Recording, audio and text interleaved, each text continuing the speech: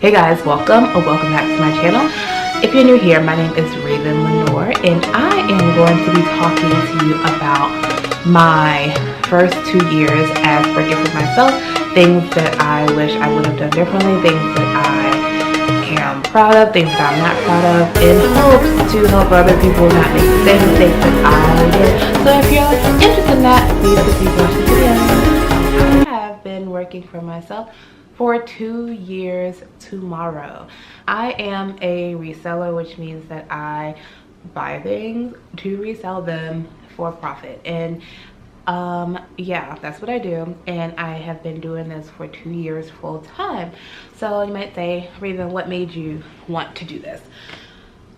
Okay, focus. In a nutshell, I was blessed with the joy of having twins. Okay, joy of twins. I thought it was 1 at first, but it was 2. I was currently working as a CNA, and I was like, number 1, putting 2 babies in daycare is funny, like that's comical. Like for me, it was like, I'm not doing it. For 2, it was like, twins are, even though it seems like there are a lot of them around, I feel like it's a once in a lifetime thing, and I was blessed with them, and I want to see them, you know, firsthand. Like I want to be there for them. So I wanted to work from home. I've always wanted to be an entrepreneur. I went to school for early child education. I'm a college dropout, but I didn't finish. But we're not talking about that right now. But anyway, basically I had a daycare. I had a home daycare back when I was like, how was I, like 21? So I was doing that because I always just loved being able to have my own money and, you know, work for myself. So first marriage failed, and I had to go get a job to take care of my 4 children. I have 6 in all. So anyway, I went to work as a CNA. It was, in my opinion, the easiest thing to do at the time, and I love older elderly people, and I was able to take care of my children by myself for the most part. So basically, so I got married, and then I became pregnant and decided I didn't want to work. I already said that. So I decided, I don't know where that came from. Anyway, I decided, my goodness gracious, sorry. I decided not to, I didn't want to go back to work. So I prayed, and I was like, God, please give me something that I can do so that I can stay home with my babies. Yes, I did. I believe in prayer, and I believe God answers prayers. All you have to do is ask him. And yeah, so I was scrolling something, and this girl popped up on my YouTube feed, and she said she resold clothes on eBay, and I was like, oh. So that sent me down a trail, that's what that's what YouTube videos do. They send you down a trail, and I was like, I could do this. Like, let's go.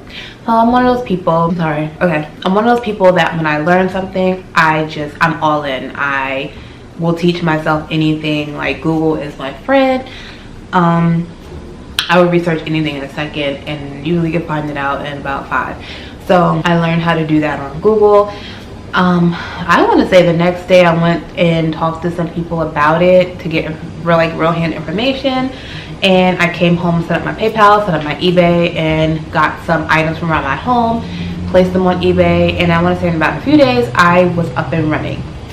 So this has been 2 years for me, and I wanted to talk about it at 2 years because I have a history of not finishing things that I start before this time. Like, I want to say even, before this time, like when I'm in my 20s, I will always start something and I'll be like, oh, I can't do it, and I'll quit it. Lately, when I say lately, I mean probably the past 4 years has been a time where I have just been like not quitting. We will finish this to the end, you know, or until we can do something else. So yes, I got some things, put them on eBay, and the rest is pretty much history. But it was not as easy as I thought it was going to be. There was a business side. Oh my gosh. Okay, there was a business side to it that I did not truly understand that I wish I would have educated myself more. I hope this light is not too much. Guys, this is natural light from my window. I usually film early crack of dawn in the morning, but like I said, babies are sleeping and I have nature helping me out with this light. So I hope it's not too much. But okay, anyway, tangent, Raven, tangent. Okay. Anywho, basically these are some things that mistakes I guess that I've made, and that if I could go back, I would change. So number one, if you're thinking of quitting your job and working for yourself, I would recommend at least, at the bare minimum, saving up 3 months of expenses before you decide to quit your job. Now for me, I was married, but I still feel like I should have had that. And when I left my job, I was fainting. I was pregnant with the twins. So I was fainting. I was having, I got sick and I fainted a few times. And I was just like, no, like I'm not going back to work. So I left, and I had some extra money, but it was around Christmas time. So yeah, Christmas was great that year, but I didn't have really, I knew how to make money, but I wasn't really good with it. Honestly, today, 2 years later, I don't think I'm great with it. I'm still learning. There's a lot that I'm learning right now. Anyway, so my recommendation is to at least have 3 months of money for your expenses saved in an account. You don't know what's going to happen. For me, I did not know that clothing sales sometimes can fall in the winter, in the summer, and your income might be here in January, but it could be here in May. And if you have started living at your means, which typically you're supposed to be living below your means, you're gonna fall into a deficit. And yeah, that's what happened. I actually was affected by a hurricane last year, which was like, what the heck? And yeah, so with that being said, save up some coins so that if something happens, you are prepared a little bit. Number 2, research. Do your own research, but once you do your research, execute that research first. When I started, like I said, I was researching, following people on YouTube that did it, and I was finding people, for instance, I'm a reseller, so I was finding people that were selling clothing items, and some people would say, well, do it this way, and these people would say, do it that way, and this person would say, do it this way. So I was all over the place, and I was trying this and this and that, and I had all this inventory and didn't know what to do with it, because what works for that person might not work for you. So I would say find a method, use that method. If it doesn't work for you, throw it away, try something else, but give it at least 3 months to try that method, instead of, you know, following this person that might seem like they have it all going on, because no one's telling you the behind the scenes. No one's telling you that, you know, what their overhead is. They're telling you, oh yeah, I profited $10,000 this month, but they're not telling you that they spent $5,000 and then they have to pay $3,000 in fees. They're not, and their bring home is like $2,000. They're not telling you that part. So do your research diligently and know what you're getting into, and don't place your business model on someone else's, because you're gonna be stuck with like a whole bunch of problems and you have to try to fix them. And I'm trying to help you not to do that. So that's something I wish I would have known before. Number 3 is, it kind of goes with saving the money. I would recommend putting everything that you make from your business, it needs to go right back into your business.